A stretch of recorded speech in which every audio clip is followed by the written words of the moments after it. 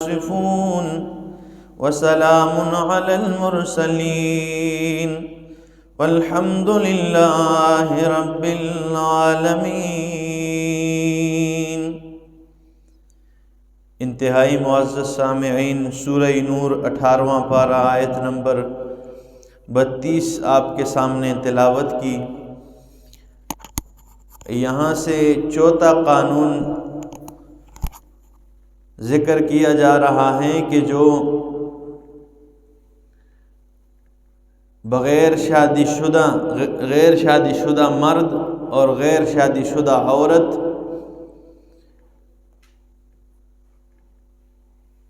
ان کے نکاح کراؤ،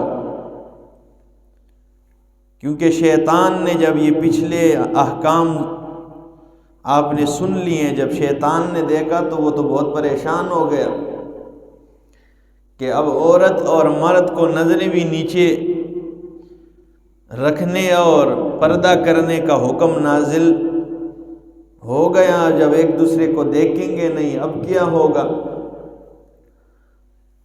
تو اس نے اور راستہ اختیار کر دیا کہ جو غیر شادی شدہ لڑکے ہیں ان کے ذہنوں میں یہ وسوسے ڈالنے شروع کر دیے کہ شاید شادی تو تیری ویسے بھی نہیں ہوتی، موبائل لے اور جا ایک بھنے کے اوپر بیٹھ جا، ٹھیک ہے؟ مسئلہ یہ ہے کہ اگر کوئی بالغ ہیں، لڑکی ہے یا لڑکا ہے، وہ اس لائق ہیں کہ اس کی شادی ہو تو فوراً اس کی شادی کر دینی چاہیے۔ اردو زبان میں پتہ نہیں آپ کیا کہتے ہیں جو بغیر شادی شدہ، ہم پشتو میں لونڈ کہتے ہیں، لونڈ، اس کی شادی جیسے رنڈوا کہتے ہیں میرے خیال میں، ٹھیک ہے؟ تو ایامہ یہاں پہ جو لفظ استعمال ہوا ہے قرآن میں، یہ اس کو بھی کہتے ہیں جس کی شادی ہوئی نہ ہو، اور اس کو بھی کہتے ہیں کہ جس کی رفیقہ حیات فوت ہو گئی ہو، تو وہ بھی اگر شادی کی صلاحیت دیکھتا ہے تو شادی کر لے۔ فرمایا وَأَنكِحُوا الْأَيَامَ مِنْكُمْ، اور نکاح کراؤ ایام منکم، جو تم میں غیر شادی شدہ ہیں، وَالصَّالِحِينَ مِنْ عِبَادِكُمْ، اور نیک صالح جو تمہارے غلام ہیں، اگر تمہارے غلام بھی ہیں نیک صالح ہیں ان کی بھی شادی کرا دو۔ جب شادی ہو جائے گی تو زنا کا خطرہ ان میں ختم ہو جائے گا، اور جب شادی نہیں ہوگی تو زنا کی طرف رغبت زیادہ ہوگی، ٹھیک ہے نا؟ تو یہ معاشرے کو ٹھیک کرنے کے لیے وَالصَّالِحِينَ مِنْ عِبَادِكُمْ وَإِمَائِكُمْ، اور تمہاری باندیوں میں سے اگر خود رکھنا ہے تو رکھ لیں، اگر نہیں رکھنا ہے تو ان کی شادی کرا دیجئے، ان کا نکاح کراؤ، ٹھیک ہے نا؟ جو غلام باندیاں، ابھی تو یہ وہ چیزیں نہیں ہیں، پہلے ہوا کرتی تھی۔ إِن يَكُونُوا فُقَرَاءَ يُغْنِهِمُ اللَّهُ مِنْ فَضْلِهِ، اگر وہ فقیر ہیں، اگر غربت ان پہ زیادہ ہے، يُغْنِهِمُ اللَّهُ مِنْ فَضْلِهِ، اللہ اپنی فضل سے انہیں مالدار کر دے گا۔ یہ مالدار ہونے کا ایک نسخہ شادی بھی ہے، ٹھیک ہے؟ لوگ تو ٹھیک ہے نا آج کل معاشرے میں دیکھیں، یہ اپنے پاؤں پہ کھڑا ہوگا جی تو تب اس کی شادی کرائیں، یہ غلط سوچ ہے، ٹھیک ہے؟ اگر بالغ ہیں، آپ کو اتنی طاقت نظر آتی ہے اس میں کہ شادی کے لائق ہے، اس کی شادی کر دو، اللہ مالدار کر دے گا، ٹھیک ہے نا؟ ہاں، ایک صحابی رسول نبی اکرم صلی اللہ تعالیٰ علیہ وسلم کے پاس آیا اور کہنے لگا یا رسول اللہ، میرے ہاتھ بہت بندھے ہوئے ہیں، مطلب پیسہ نہیں ہے، کوئی ہاتھ کوئی آ نہیں رہا، کام کرتا ہوں۔ نبی اکرم صلی اللہ علیہ وسلم نے فرمایا شادی کی ہے؟ اس نے کہا نہیں۔ فرمایا شادی کرو۔ شادی کی ہے، کچھ عرصے کے بعد پھر آیا، نبی اکرم صلی اللہ تعالی علیہ وسلم نے فرمایا دوسری شادی کرو۔ دوسری شادی کی ہے، پھر آ گیا کچھ عرصے کے بعد، رسول اللہ صلی اللہ علیہ وسلم نے تیسری شادی کا حکم دیا کہ اب تیسری شادی کریں۔ تیسری شادی کی، لگا رہا لیکن پھر بھی کوئی معاملات سیٹ نہیں ہوئے، پھر آ گیا رسول اللہ صلی اللہ علیہ وسلم کے پاس۔ تو نبی اکرم صلی اللہ علیہ وسلم نے فرمایا چوتھی شادی کریں۔ جب چوتھی شادی کی نا، ایسے ہاتھ کھل گئے، ایسے بارش برسنا شروع ہو گیا اس پر کہ نبی اکرم صلی اللہ علیہ وسلم کے پاس آیا کہ میں سنبھال نہیں سکتا ہوں۔ اللہ کے رسول نے فرمایا خود بھی کہا اور اللہ کے راستے میں بھی خرچ کرو، ٹھیک ہے نا۔ یہ لوگوں نے غلط سوچ بنائی ہوئی۔ اللہ نے قرآن میں فرمایا نکاح کر دو میں مالدار بنا دوں گا، یہ دوسرے مقام پہ بھی آیت ہے، میرے ذہن میں نہیں ہے، کہیں نکالوں گا انشاءاللہ۔ تو فرمایا وَأَنكِحُوا الْأَيَامَ مِنكُمْ، اور غیر شادی شدہ مردوں کا نکاح کرو، جس کے گھر میں بھی کوئی ٹھیک ہے لڑکا ہے اس کی شادی کراؤ، اور لڑکی ہے تو ان کی شادی کرا دو، ٹھیک ہے نا۔ مناسب رشتہ دیکھ کے رشتہ کراؤ، ٹھیک ہے نا۔ تو یہ جو ہے نا، ہمارے ایک دوست اس نے کہا کہ بھائی شیخ صاحب کے ساتھ دوستی تھی اس کے والد کی نا، تو ہمارے جو استاد پنجپیر میں ہم دورہ تفسیر پڑھتے تھے، تو شیخ صاحب اس کے والد کے پاس جایا کرتے تھے، کبھی اس ادھر ہرٹ جو ہوتا ہے ادھر بیٹھتے تھے، گپ شپ لگاتے تھے۔ اس کا بیٹا آ گیا، کوئی سادہ سا تھا۔ شیخ صاحب نے اس سے پوچھا بھائی شادی وادی کی ہے؟ تو اس نے اپنے باپ کی طرف یوں ترچھی نگاہوں سے دیکھ کہتے ہیں ایسے ہی سورہ نور پڑھتا رہتا ہے، چونکہ وہ بھی باپ بھی شیخ صاحب کے درس میں بیٹھتا تھا تو وہ غصے میں دیکھ کے کہتے ہیں ایسے ہی سورہ نور پڑھتا رہتا ہے بار بار، ٹھیک ہے نا۔ یعنی شادی وادی نہیں کرتے، سورہ نور میں اللہ نے فرمایا ان کی شادی کراؤ، اور یہ ایسے ہی پڑھتا رہتا ہے۔ 2-1 سال کے بعد شیخ صاحب فرماتے میں پھر گیا ہوں، تو اس سے میں نے پھر پوچھا بھائی کیا نا شادی وادی کی یا نہیں کی؟ کہتے کچھ دنوں کے بعد پتہ چل جائے گا۔ تو باپ نے ڈنڈا اٹھایا، کہتے جاؤ تو ہر کوئی بات بتانے لگے کہتے کچھ دنوں بعد اس نے فون کیا کہ میرا پوتا ہو گیا ہے، شادی کی تھی، یعنی اس نے کہا کچھ دنوں کے بعد میرا بچہ ہو جائے گا۔ تو یہ ہے کہ شادی کرا دو، اگر جوان لڑکے ہیں جوان لڑکیاں ہیں تو شادی کرا دو۔ ایک گھر میں کہتے ہیں ماں باپ لگے ہوئے تھے، بیٹا سویا ہوا تھا، سویا تو نہیں تھا، سن رہا تھا، لیکن یہ آپس میں بات کر رہے تھے ماں باپ کہ بھائی اس کی شادی کرا دو۔ انہوں نے کہا بھائی اس کے پاس کیا ہے یا میرے پاس کیا ہے، میں کس طرح اس کی شادی کرا دوں؟ تو والدہ نے کہا کہ یہ جو گھر میں ہمارا کٹا ہے نا، اس کو بیچ کر نا اس کی کوئی شادی کا پروگرام بنا دیتے ہیں۔ تو یہ بات کر دی ہے، اور آگے پھر اور گاؤں کے مسئلے مسائل چھیڑنے لگے، باتیں کرنے لگے۔ بیٹا کہ ابھی چارپائی میں کبھی یوں الٹ رہا ہے پلٹ رہا ہے، ٹھیک ہے نا، ادھر ادھر ہو رہا ہے، لیکن جب کچھ انہوں نے یہ بات نہیں چھیڑی تو اس نے آواز دی امی وہ کٹے والی بات کریں ذرا، ٹھیک ہے ہاں۔ تو کٹے والی بات نا، اتنا بھی بچہ پریشان نہ ہو کہ وہ اس انتظار میں ہو کہ وہ کٹے والی بات کب کریں گے، اس کی شادی کرا دو، ٹھیک ہے ہاں، صحیح جائز طریقے کے ساتھ اس کی نکاح کراؤ، جس طرح کہ اگر بچی ہیں مناسب رشتہ دیکھ کے وہ دے دیں، رشتہ کریں۔ تو فرمایا ان یکونوا فقراء یغنہم اللہ من فضلہ، اگر یہ فقراء ان پہ غربت و فقیر اللہ نے مالدار کر دے گا، واللہ واسع علیم، اور اللہ رب العالمین وسیع علم والا ہے۔ وَلْيَسْتَعْفِفِ الَّذِينَ لَا يَجِدُونَ نِكَاحًا، اور چاہیے کہ پاک دامن رہیں، اپنے آپ کو گناہ سے پاک رکھیں۔ الذین، وہ لوگ، لا یجدون نکاحا، جو نکاح کی طاقت نہیں رکھتے ہیں، حتی یغنیہم اللہ من فضلہ، یہاں تک کہ اللہ رب العالمین انہیں اپنے فضل سے مالدار کر دے۔ یہاں علماء نے لکھا ہے کہ جو مہر کی طاقت نہیں رکھتا وہ شادی کے پروگرامات، یہ نہیں کہ پوری زندگی کے لیے میرے پاس کمائی آئے گی، کوئی طرح بنے گا تو تب میں شادی کروں گا۔ ابتدائی جو نبی اکرم صلی اللہ علیہ وسلم نے اپنی بیٹی دی حضرت علی المرتضیٰ رضی اللہ تعالیٰ عنہ کو، تو مہر کے ان کے پاس پیسے نہیں تھے، تو رسول اللہ صلی اللہ علیہ وسلم نے فرمایا جاؤ اپنا زیرہ بیچ دو، تلوار نہیں بیچنا، ٹھیک۔ اسلحہ بیچنے کا پھر بھی نبی علیہ السلام نے منع فرمایا، ٹھیک ہے۔ ہر مومن کے پاس اسلحہ ہونا چاہیے گھر میں، ٹھیک ہے، یہ زیور ہونا چاہیے، اور وہ فخر کرے اس پہ کہ میرے پاس یہ ہے، ٹھیک ہے نا۔ حضرت شیخ القرآن مولانا غلام حبیب صاحب رحمہ اللہ ویسا کے تھے، جب بھی کوئی مہمان جاتے تو وہ الماری کھول کے سب سے پہلے کلاشنکوف، یہ پیسٹل ہے، یہ میرے پاس یہ چیزیں ہیں، ٹھیک ہے نا۔ اور جب کوئی گفٹ میں دیتے تھے تب بھی اکثر اسلحہ ہی دیا کرتے تھے، انہیں محبت اتنی زیادہ ہے، انہوں نے کسی کو مارا نہیں تھا یا کوئی فیر وغیرہ نہیں کی تھی۔ یہ مومن کا زیور ہے، ہونا چاہیے، یہ نہیں کہ خواہ یہ کوئی نقصان ہی کرے گا اس کے ساتھ۔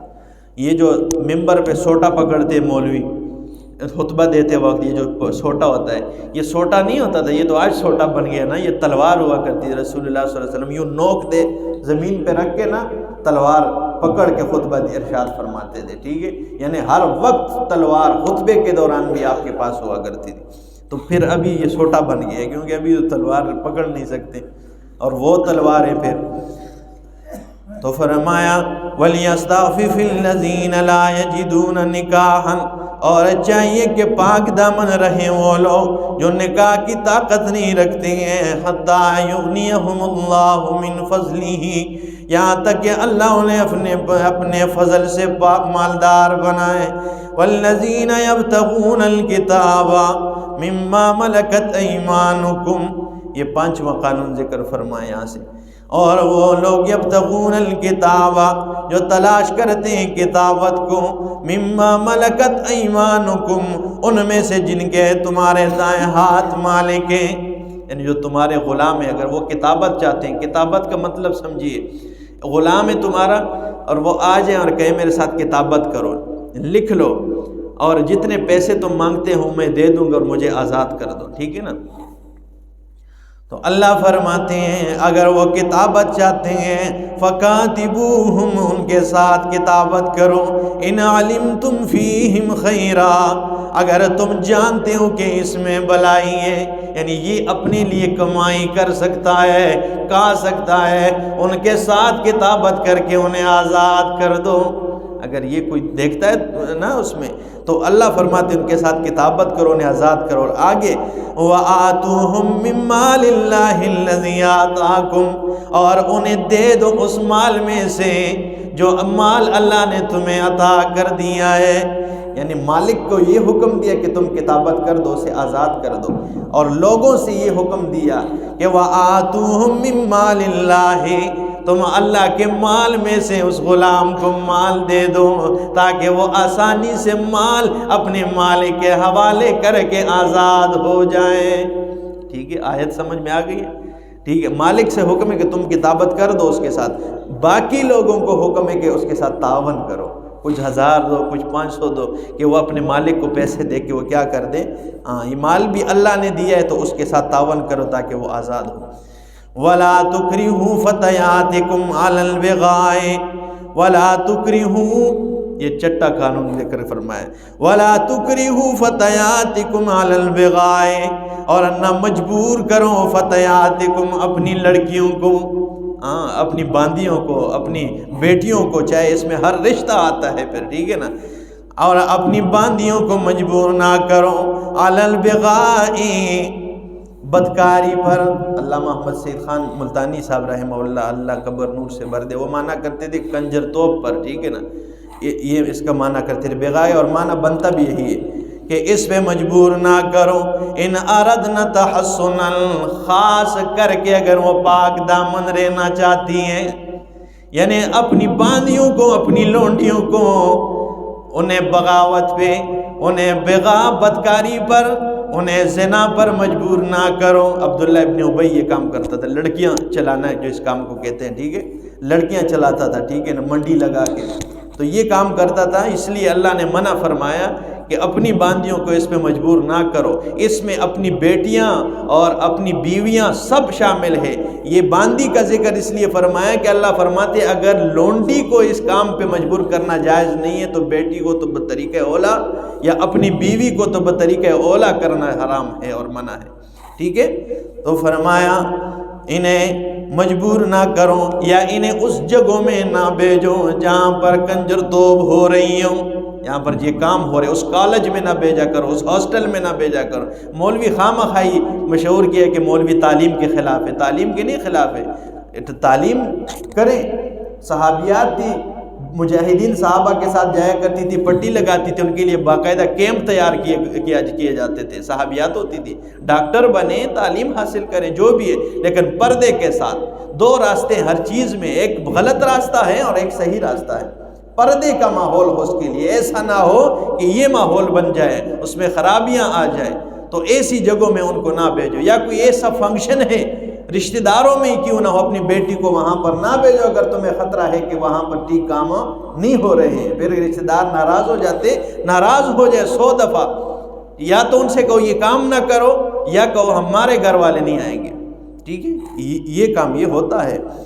تو ایسی جگہوں میں یہ ساری باتیں اس کے اندر شامل ہیں، علماء نے ذکر کیے، مفسرین نے۔ تو فرمایا وَلَا تُكْرِهُ، مجبور نہ کرو، فتياتكم، اپنی لونڈیوں کو، عَلَى الْبِغَاء، بدکاری پر، ان اردنا تحسنا، اگر وہ پاک دامن رہنا چاہتی ہیں، یعنی اگر وہ پاک دامن نہیں رہنا چاہتی ہے تو پھر جائز ہے کہ ان کو غلط کام پہ نہیں۔ اللہ فرماتے ان اردنا تحسنا، اگر وہ خود بھی چاہتی ہے نا غلط کام تو پھر بھی انہیں منع کرو، لیکن اگر وہ نہیں چاہتی ہے تو پھر تو ڈبل حرام ہے اور ڈبل عذاب ملے گا تمہیں، کہ اگر پھر بھی اسے مجبور کرتے ہو۔ ان اردنا تحسنا، خاص کر اگر وہ پاک دامن رہنا چاہتی ہیں، لتبتغوا عرض الحیات الدنیا، تاکہ تم دنیا کی دولت تلاش کرو، دنیا کی مال و دولت تلاش کرنے کے لیے ان کی عزت نیلام کرتے ہو، ٹھیک ہے۔ وَمَن يُكْرِهُنَّ، اور جس کو مجبور کر دیا گیا، یا اللہ نے تو نے تو سزائیں ذکر کی ہیں، لیکن اگر کوئی عورت نہ چاہتے ہوئے اسے مجبور کر دیا جائے اس کا کیا بنے گا؟ اللہ فرماتے ہیں وَمَن يُكْرِهُنَّ، اور جو عورت نہیں چاہتی ہیں لیکن پھر بھی اسے مجبور کر دیا ہے، فَإِنَّ اللَّهَ مِن بَعْدِ إِكْرَاهِهِنَّ، بے شک اللہ ان کے مجبور کرنے کے بعد غفور الرحیم، بخشنے والا مہربان ہے۔ لیکن یہ اس عورت کے لیے جو نہ چاہتے ہوئے اسے غلط کام پہ مجبور کر دیا، اگر چاہتے ہوئے مجبور کر دیا تو اسے بھی عذاب ملے گا اور دوسرے مرد کو بھی ملے گا۔ وَلَقَدْ أَنزَلْنَا إِلَيْكُمْ آيَاتٍ مُبَيِّنَاتٍ، اور البتہ تحقیق ہم نے نازل کی ہے، الیکم تمہاری طرف، آیات مبینات، کھلی اور واضح آیات نازل کی ہے، وَمَثَلًا مِّنَ الَّذِينَ، اور ان لوگوں کی مثال، خَلَوْا مِن قَبْلِكُمْ، جو تم سے پہلے گزر گئے ہیں، وَمَوْعِظَةً لِّلْمُتَّقِينَ، اور نصیحت اتار دیے للمتقین، پرہیزگاروں کے لیے۔ یہ پہلے لوگوں کی مثالیں ہم نے واضح آیات نازل کی ہیں، اور موعظۃ للمتقین، پرہیزگاروں کے لیے بڑی نصیحتیں اس میں پنہاں ہیں، اگر کوئی غور و فکر کرے۔ اللہ عمل کی توفیق عطا فرمائے۔